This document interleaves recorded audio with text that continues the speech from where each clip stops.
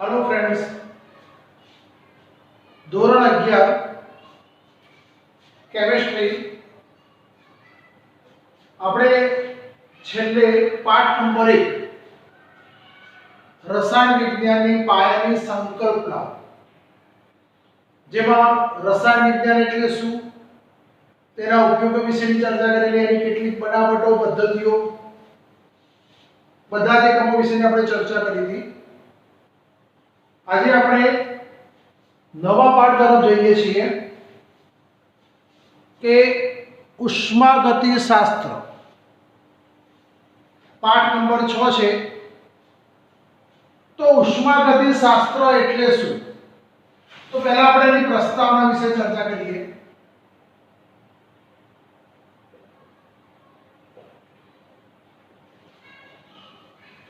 તો ઉષ્માગતિશાસ્ત્ર એટલે શું? ઉષ્મા એટલે ગરમી, ગતિશાસ્ત્ર એટલે એનો અભ્યાસ. ઉષ્માકીય અભ્યાસ કરવો, જેને આપણે ઉષ્માગતિશાસ્ત્ર એવું કહી શકાય. આપણે મિથેન,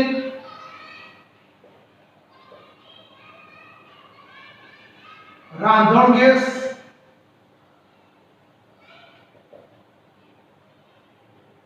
અને કોલસો. કોલસો એટલે શું કહેવાય? કાર્બન.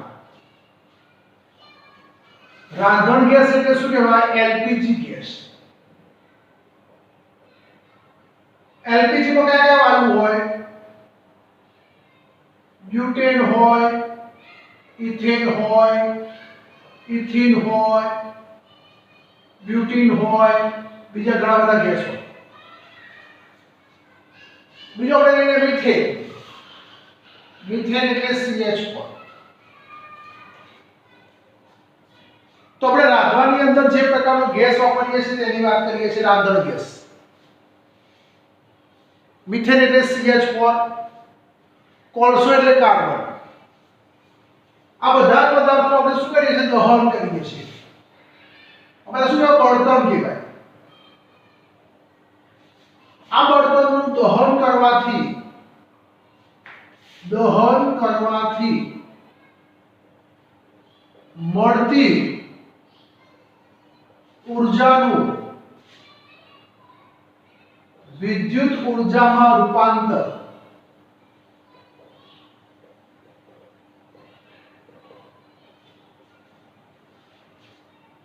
કોઈ પણ વાયુને જ્યારે હવાની હાજરીમાં જ્યારે બાળવામાં આવે છે ત્યારે સામે કેટલીક નિપજ બને છે. દાખલા તરીકે આપણે મિથેનની વાત કરીએ તો મિથેનનું સૂત્ર શું થાય? CH4 થાય. એનું હવાની હાજરીમાં દહન કરીએ. દહન કરવું એટલે બાળવું. તો શું થાય? CO2 H2O. અહીંયા 4 હાઇડ્રોજન છે.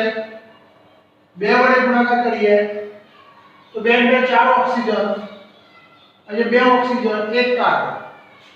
તો આ કઈ પ્રક્રિયા થઈ? રાસાયણિક પ્રક્રિયા. કોઈ પણ બળતણ હોય, કોલસો હોય કે મિથેન હોય કે રાંધણ ગેસ હોય, એનું તમે દહન કરો છો ત્યારે દહન કરવાથી શું બને છે? રાસાયણિક પ્રક્રિયા થાય છે. રાસાયણિક પ્રક્રિયા કરવાથી મળતી ઊર્જા, તો આ પ્રક્રિયા દરમિયાન ડેલ્ટા H મળે, -92.4 કિલો જૂલ પ્રતિ મોલ. હવે એક્ઝેક્ટ કિંમત નથી, એપ્રોક્સિમેટ કિંમત મેં લીધી છે. દરેકની કિંમત અલગ અલગ હોય. મિથેન હોય, આપણે હેઝનો જ્યારે ઉષ્મા સંકલનના નિયમની વાત કરીશું ત્યારે આ વસ્તુ આવશે. પછી પ્રમાણિત એન્થાલ્પી, એન્થાલ્પી, સર્જન એન્થાલ્પી, દહન એન્થાલ્પી. તો દરેકની કેટલીક ઊર્જા હોય છે. કઈ ઊર્જા? રાસાયણિક પ્રક્રિયા દરમિયાન મળતી ઊર્જા. એ ઊર્જાનું શું કહેવાય? વિદ્યુતીય કાર્ય. વિદ્યુતીય ઊર્જા એટલે કે યાંત્રિક કાર્ય કરવા માટે વપરાતી ઊર્જા. યાંત્રિક કાર્ય કરવા માટે વપરાતી ઊર્જા વિદ્યુતીય કાર્ય તરીકે ઓળખાય છે। યાંત્રિક કાર્ય એટલે શું? તો દાખલા તરીકે આપણે વાત કરીએ કે એક કૂવાની અંદર એક કૂવો છે જેમાં પાણી ભરેલું છે। આ પાણીમાં તમે કોઈ સાધન વડે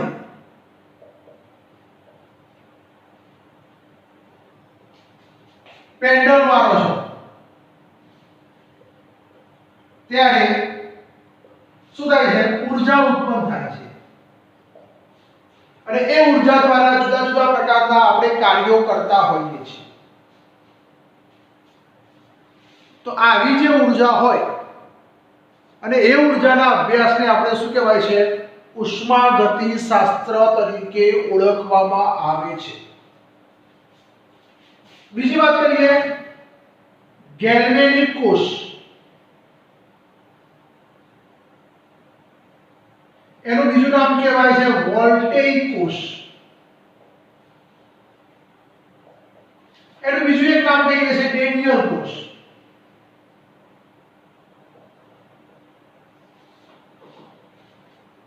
ત્રણે ત્રણ કોષના નામ એક જ સરખા છે।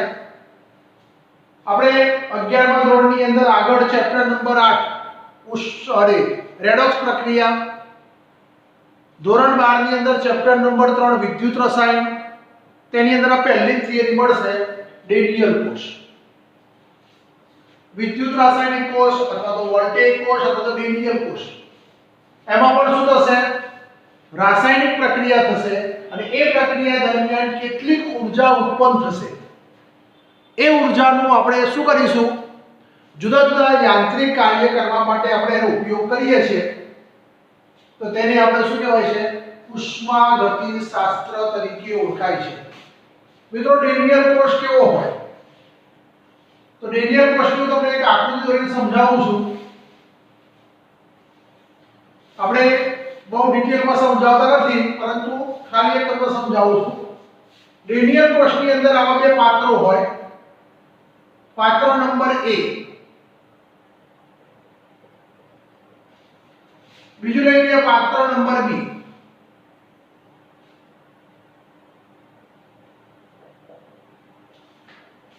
પાત્ર A ની અંદર જેનું દ્રાવણ લેવામાં આવે એનો સળિયો આપણે ડુબાડીએ છીએ।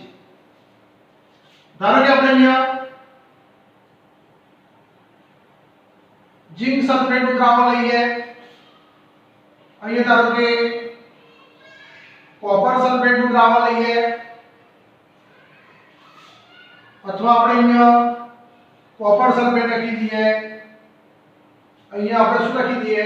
ઝિંક સલ્ફેટ, અને બંને વચ્ચે શું કરીશું? આપણે પ્રક્રિયા કરીશું।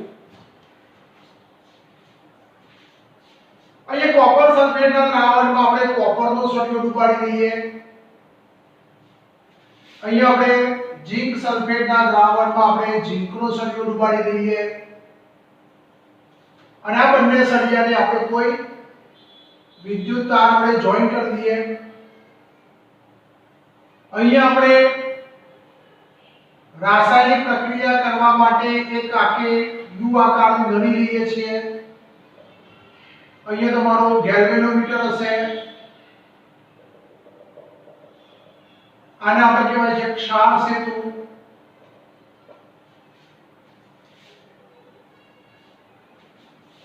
જેની અંદર આપણે KCl, KNO3,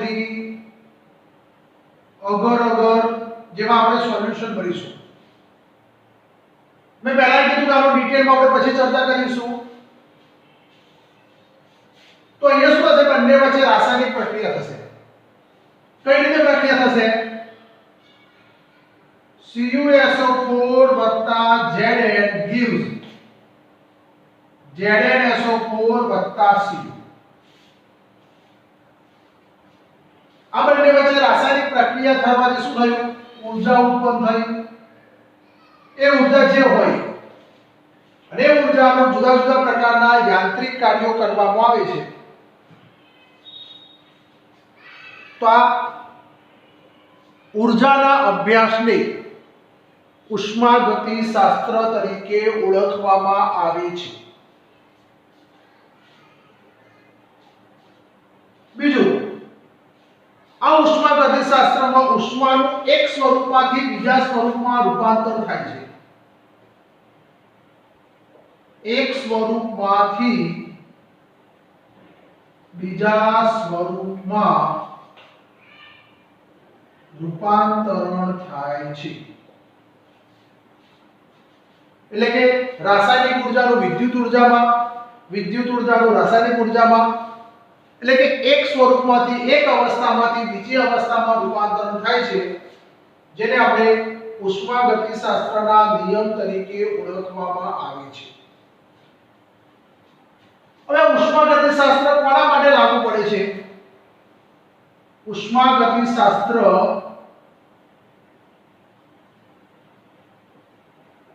કોના માટે લાગુ પડે છે? સ્થૂળદર્શીય એટલે કે જથ્થામય સ્વરૂપ માટે.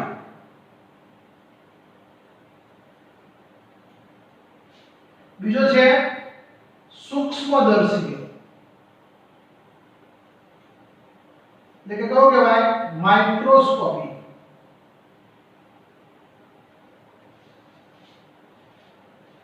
આપણે પહેલા પાઠની અંદર આ બંને શબ્દો વિશે ચર્ચા કરેલી હતી કે ભાઈ સ્થૂળદર્શીય અને સૂક્ષ્મદર્શીય એટલે શું? તો સ્થૂળદર્શીયનો મતલબ એવો થાય જથ્થામય સ્વરૂપ, બલ્ક સ્વરૂપ.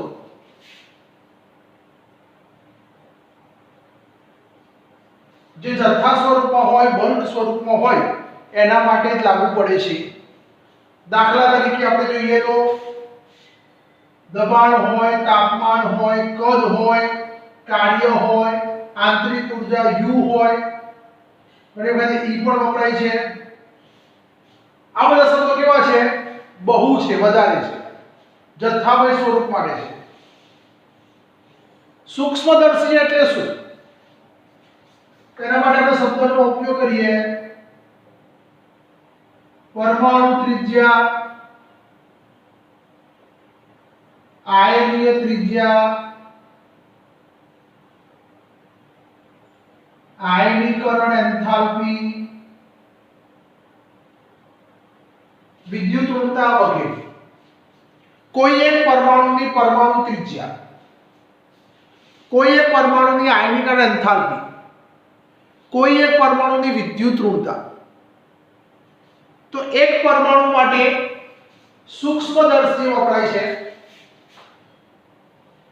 એક, અને એને શું લખી દઈએ? બહુ. તો ઉષ્માગતિશાસ્ત્રનો નિયમ બહુ પરમાણુ એટલે કે સ્થૂળદર્શીય પદાર્થ માટે જ લાગુ કરવામાં આવે છે. જે ખૂબ જ નાનો ભાગ હોય, જે સૂક્ષ્મદર્શીય છે, એક જ પરમાણુ છે, તેના માટે લાગુ પડતું નથી. જેને આપણે ઉષ્માગતિશાસ્ત્ર તરીકે ઓળખવામાં આવે છે. બીજું, ઉષ્માગતિશાસ્ત્ર એ સંતુલન અવસ્થા માટે લાગુ પડે છે.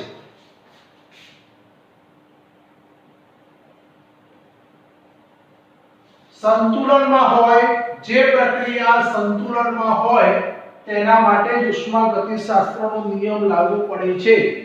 બીજા બધા પદાર્થ માટે લાગુ પડતો નથી. તો તેને આપણે ઉષ્માગતિશાસ્ત્ર તરીકે ઓળખાય છે. તો આ પ્રકારની પ્રક્રિયા અથવા પ્રક્રમ, આ જે પ્રકારની પ્રક્રિયા અથવા તો પ્રક્રમ કોના માટે લાગુ પડે છે? તો કોઈ પણ પ્રક્રિયા અથવા પ્રક્રમ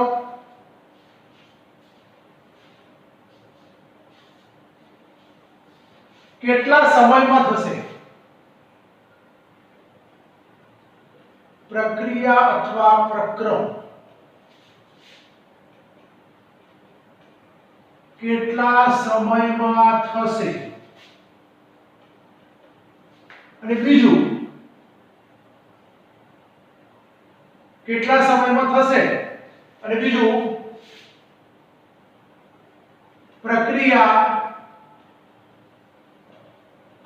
આપમેળે થશે કે નહીં? કોઈ પણ રાસાયણિક પ્રક્રિયા આપમેળે થશે કે નહીં? જો થશે તો કેટલા સમયમાં થશે? એના વિશેની માહિતી કોણ આપે છે તમને? ઉષ્માગતિશાસ્ત્રના નિયમો આપે છે. તો ઉષ્માગતિશાસ્ત્ર એટલે શું? આ એની બેઝિક કોન્સેપ્ટ માહિતી છે. હવે આપણે પાઠની શરૂઆત કરીએ છીએ કે પ્રણાલી અને પર્યાવરણ વચ્ચેનો ભેદ દર્શાવો.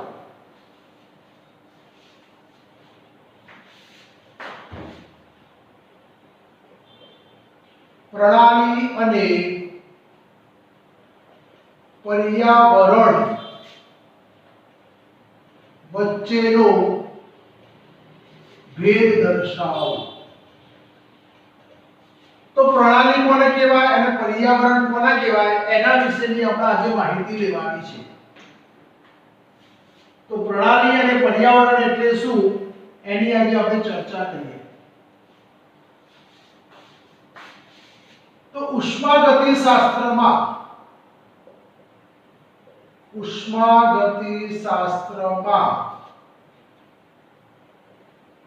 પ્રણાલી એ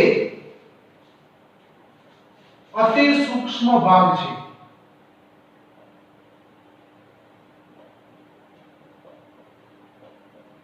જે અવલોકન કરવા માટે વપરાય છે.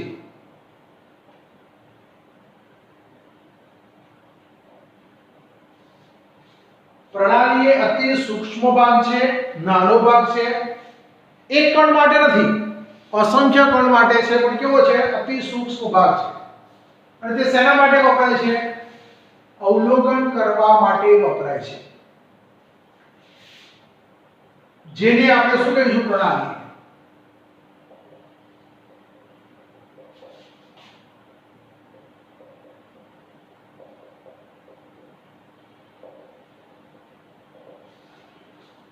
દાખલા તરીકે હું તમને એક સરળ ઉદાહરણ આપું. દાખલા તરીકે આપણી જોડે કાંઈ પર્યાવરણ તરીકેનો એક ભાગ છે અને આપણે શું કહીશું? પર્યાવરણ. આ પર્યાવરણની અંદર આપણે બીકર લઈએ છીએ. એ બીકરની અંદર આપણે અહીંયા શું કરીએ છીએ? પાણી ભરીએ છીએ. આટલા ભાગમાં શું કરીએ છીએ? પાણી.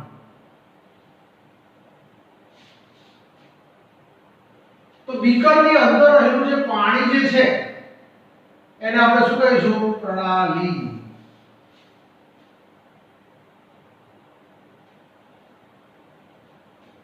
પ્રણાલી સિવાયનો જે ભાગ જે છે એને શું કહેવાય છે? પર્યાવરણ. અને પ્રણાલી અને પર્યાવરણ બંને ભેગા થાય એ સિવાયનો જે ભાગ હોય એને શું કહેવાય છે? વિશ્વ તરીકે ઓળખાય છે. વિશ્વ એટલે પ્રણાલી વત્તા પર્યાવરણ. એટલે વિશ્વનો અતિ નાનો સૂક્ષ્મ ભાગ જેને આપણે પ્રણાલી તરીકે ઓળખાય છે. આ વસ્તુ સમજવા માટે આપણે કસ્તરીની વાત કરીએ. ટેસ્ટ ટ્યુબ લઈએ. તમે કાચની કસ્તરી જોઈ હશે. આપણી આ કાચની કસ્તરી છે.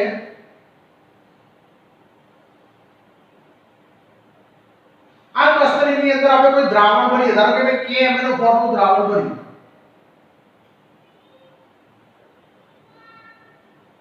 શેનું દ્રાવણ ભર્યું? KMnO4. કેવા રંગનું હોય તો તમને ખબર છે? ગુલાબી રંગ. તો આટલા સુધીનો જે ભાગ જે છે એને આપણે શું કહીશું? પ્રણાલી. અને પ્રણાલી સિવાયનો આ જે ભાગ વધ્યો એને શું કહેવાય છે? પર્યાવરણ. અને આ જે ચોક્કસ આ જે બીકર આવ્યું, બીકર જે છે અથવા તો કસ્તરી જે છે એને શું કહેવાય છે? સીમા તરીકે ઓળખાય છે. હદ રેખા. એટલે કસ્તરી હોય કે બીકર હોય, કાચનું કે પ્લાસ્ટિકનું ગમે તેનું બીકર હોય, આપણે ટ્રાન્સપરન્ટ લઈએ છીએ, તો બીકર જે છે શું છે? એની ચોક્કસ હદ રેખા. એ સિવાયનો જે ભાગ વધ્યો એને શું કહેવાય? પર્યાવરણ. અને પ્રણાલી વત્તા પર્યાવરણ બે ભેગા થાય તો શું બને છે? વિશ્વ. એટલે પ્રણાલી એટલે શું? પ્રણાલી એટલે વિશ્વનો અતિ નાનો સૂક્ષ્મ ભાગ. પ્રણાલી એ વિશ્વનો નાનો અતિ સૂક્ષ્મ ભાગ. અને પ્રણાલી સિવાયના ભાગને શું કહેવાય છે? પર્યાવરણ તરીકે ઓળખવામાં આવે છે. આ વસ્તુ સમજવા માટે આપણે A અને B આ બે પદાર્થને આપણે એક બીકરમાં નાખીએ છીએ. તેમની વચ્ચેની રાસાયણિક પ્રક્રિયા જોઈએ તો શું થાય? પ્રણાલીની અંદર પર્યાવરણની અંદર એટલે કે બીકરમાં રહેલો જે નાનો ભાગ જે છે જેનું આપણે અવલોકન કરી શકીએ છીએ અને પ્રણાલી કહેવાય. પ્રણાલી સિવાયનો બહારનો ભાગ એટલે પર્યાવરણ કહેવાય. અને પ્રણાલી વત્તા પર્યાવરણ બે ભેગા થાય તો શું બને છે? વિશ્વ બને છે. અને પ્રણાલીનું મુખ્ય કાર્ય શું છે? તો કોઈ પણ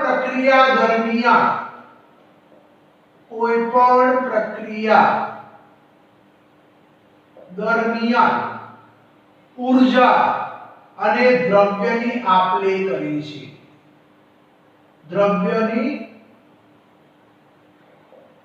પ્રક્રિયા દરમિયાન દ્રવ્ય અને ઊર્જાનો ફેરફાર દર્શાવે છે.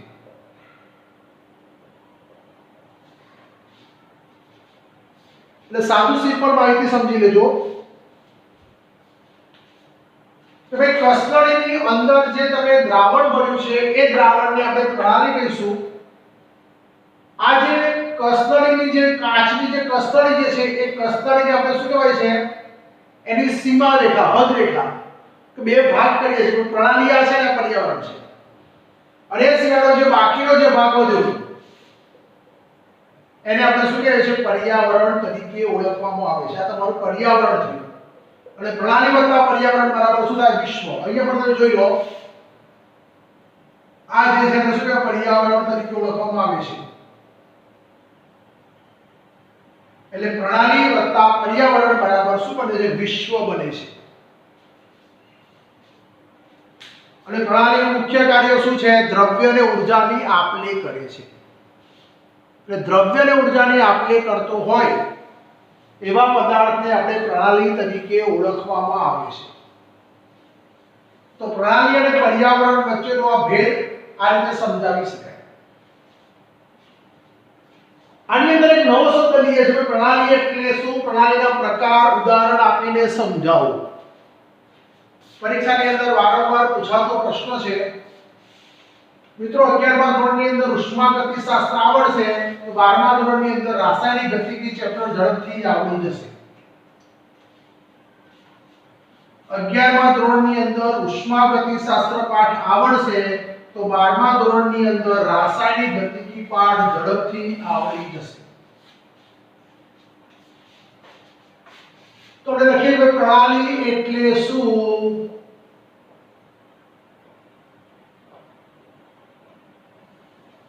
પ્રણાલીના પ્રકાર સમજાવો.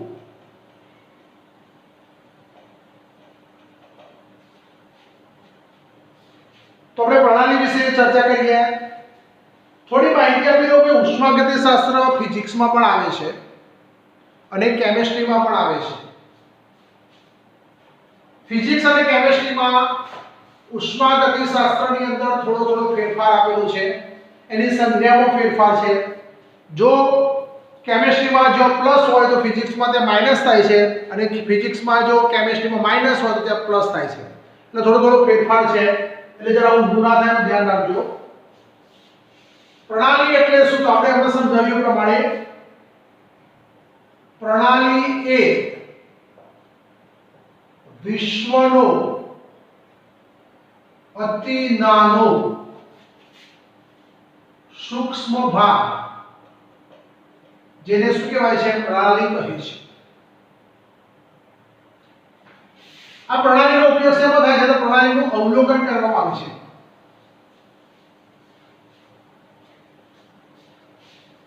જેની અંદર દ્રવ્ય અને ઊર્જાની આપ-લે થાય છે.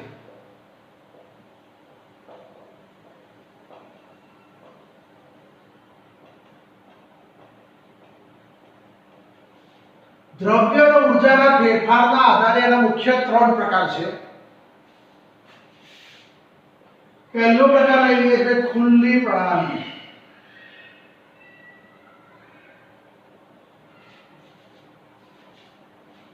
આપણે પ્રણાલીની વાત કરીએ છીએ।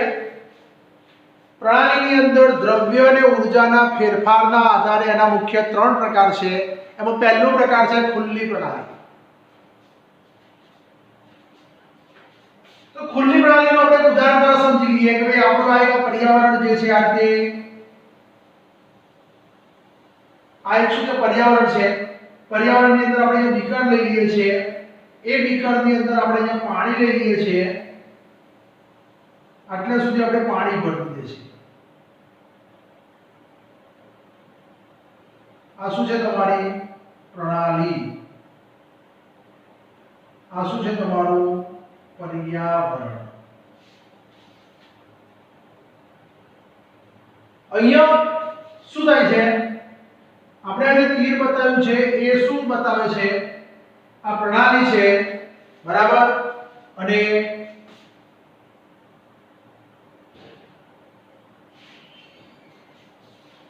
અહીંયા આપણે લખી દઈએ ઊર્જા અને અહીંયા બંને બાજુ તીર મારી દઈએ છે તો લખી દઈએ દ્રવ્ય। તો અહીંયા આપણે આ તીર બે બાજુ છે મતલબ શું થાય છે ઊર્જા પ્રણાલીમાંથી પર્યાવરણમાં જાય છે, પર્યાવરણમાંથી ક્યાં જાય છે પ્રણાલીમાં જાય છે। દ્રવ્ય એટલે કદ। ધારો કે આપણે બીકરમાં ગરમ પાણી મૂક્યું હોય અને ખુલ્લા પાત્રમાં મૂકી રાખો થોડા સમય પછી અવલોકન કરો તો શું થશે તો ગરમ પાણી એ શું છે પ્રણાલી છે અને એ સિવાયનો ભાગ શું છે પર્યાવરણ છે। તો ગરમ પાણીને જ્યારે આપણે ખુલ્લા એટમોસ્ફિયરમાં મૂકીએ છીએ થોડા સમય પછી અવલોકન કરશો તો શું થશે ધારો કે આપણે 100 ml ગરમ પાણી લીધું એક બીકરમાં મૂકી દીધું અને થોડા સમય પછી તમે અવલોકન કરો પાણીનું કદ 100 ml છે તો શું થશે તો થોડા સમય પછી અવલોકન કરવાથી ગરમ પાણી ધીમે ધીમે ધીમે ઠંડુ થશે। કેમ ઊર્જા શું થાય જતી રહી। ઊર્જા જતી રહી મતલબ ક્યાં ગઈ તો પર્યાવરણમાં ગઈ। તો પ્રણાલીનું તાપમાન વધારે છે પર્યાવરણનું તાપમાન ઓછું છે।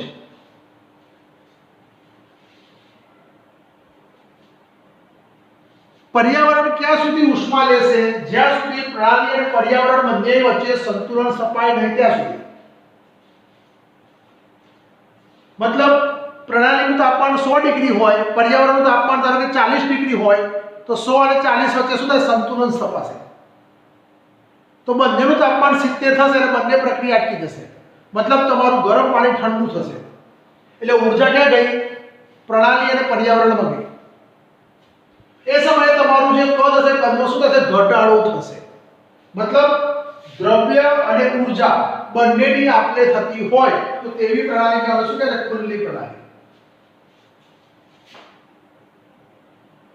જે પ્રણાલીમાં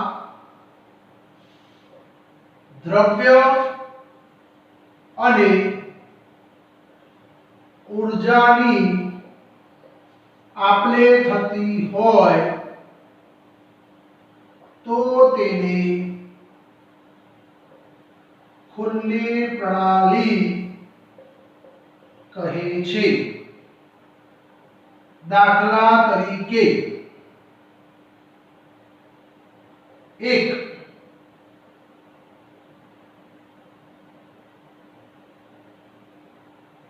ખુલ્લા પાત્રમાં મૂકેલું ગરમ પાણી। બીજું લઈએ રકાબીમાં મૂકેલું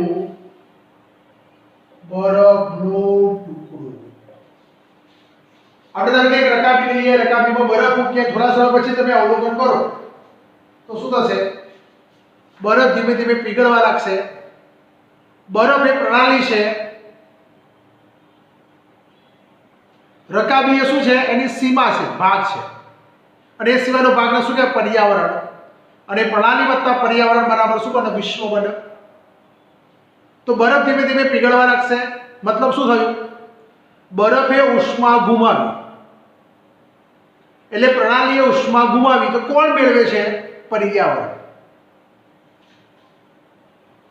બરફે ઉષ્મા ગુમાવી, પર્યાવરણે ઉષ્મા મેળવી. એટલે પ્રણાલીએ ઉષ્મા ગુમાવે છે, પર્યાવરણ ઉષ્મા મેળવે છે. બરફ જે કદ રોકે એના કરતાં પાણી વધારે કદ રોકશે તો દ્રવ્યની શું થઈ? આપ-લે થઈ. એટલે દ્રવ્યની આપ-લે થતી હોય, ઉર્જાની આપ-લે થતી હોય તો તેવી પ્રણાલીને આપણે શું કહેવાય છે? ખુલ્લી પ્રણાલી તરીકે ઓળખવામાં આવે છે. બીજી વાત કરીએ, બંધ પ્રણાલી.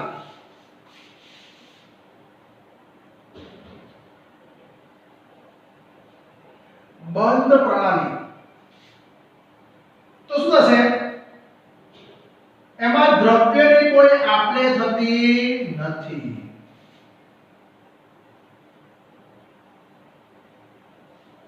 જે પ્રણાલીમાં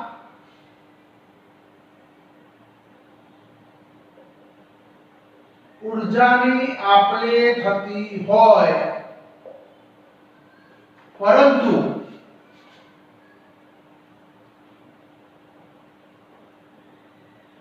દ્રવ્યની આપ-લે થતી નથી,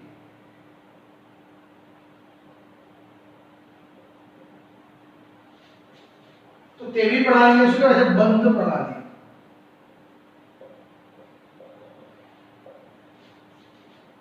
જે પ્રણાલીમાં દ્રવ્યની આપ-લે થતી નથી પરંતુ ફક્ત કોની આપ-લે થાય છે?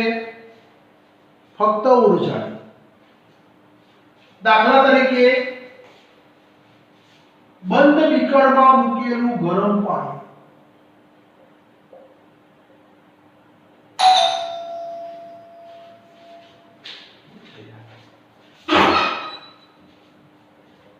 શું છે? અરે આવું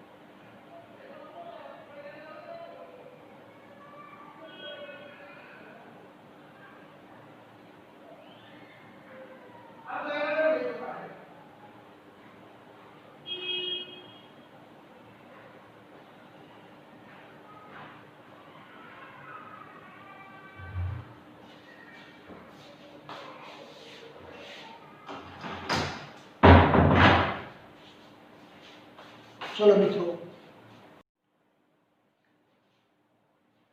જે પ્રણાલીમાં ઉર્જાની આપ-લે થતી હોય પરંતુ દ્રવ્યની આપ-લે થતી નથી. દાખલા તરીકે આપણે વાત કરીએ, એક બંધ પાત્ર લઈએ. કેવું પાત્ર? બંધ પાત્ર.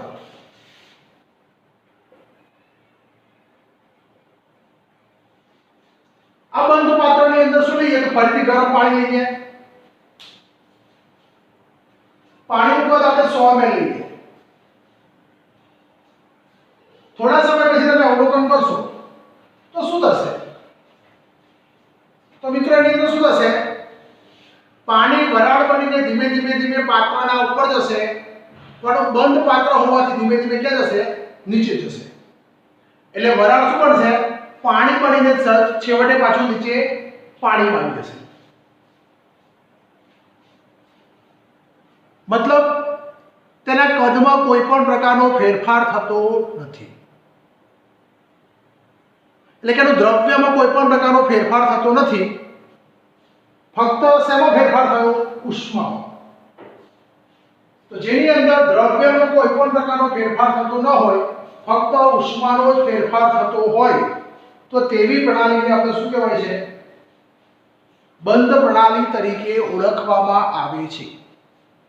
દ્રવ્યની આપલે થતી ન હોય, ફક્ત ઊર્જાની આપલે થતી હોય તો તેવી પ્રણાલીને આપણે શું કહેવાય છે? તેવી પ્રણાલીને આપણે શું કહેવાય છે? અહીંયા આપણે જરા લખી દઈએ છીએ કે ખુલ્લી અને બંધ પ્રણાલી કહીએ છીએ. દ્રવ્ય અહીંયાથી જે આવે છે બધું શું થાય છે? ત્યાંથી આવે છે. અને છેલ્લી પ્રણાલી છે આપણે લઈએ નિરાળી પ્રણાલી.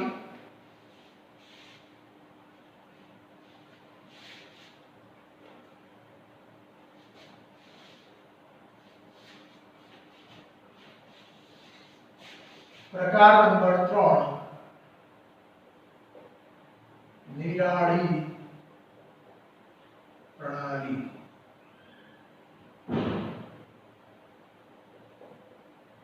જે પ્રણાલીમાં દ્રવ્ય અને ઊર્જાની આપલે થતી નથી તો તેને નિરાળી પ્રણાલી કહે છે. જે પ્રણાલીમાં દ્રવ્ય કે ઊર્જાની આપલે થતી ન હોય તો તેવી પ્રણાલીને શું કહેવાય છે? નિરાળી પ્રણાલી. દાખલા તરીકે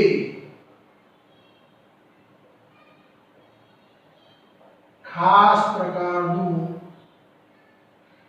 થર્મોસ ફ્લાસ્ક.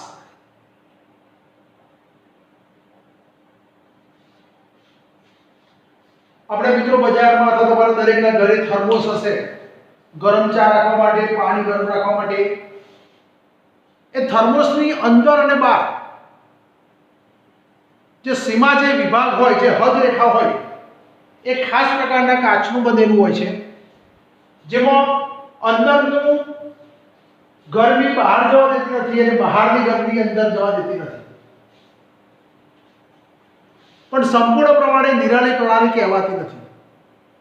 કોઈ પણ પ્રકારનું થર્મોસ ગ્લાસ હોય તો એની અંદર વધુમાં વધુ 12 કલાક કે 14 કલાક સુધી જ જે અવસ્થામાં જે પાણી ભરેલું હોય એ અવસ્થામાં જ રહે છે.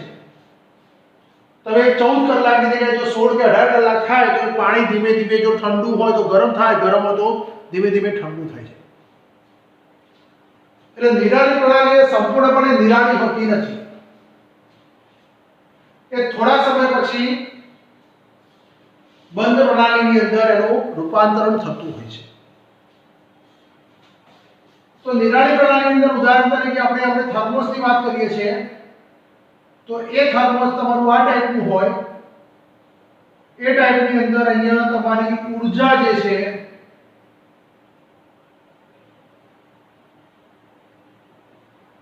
એ ઊર્જા તમારી અંદર જ રહેશે, બહાર જતી નથી. આપણે અહીંયા લઈ લઈએ તો ચલો આમ લઈ લઈએ.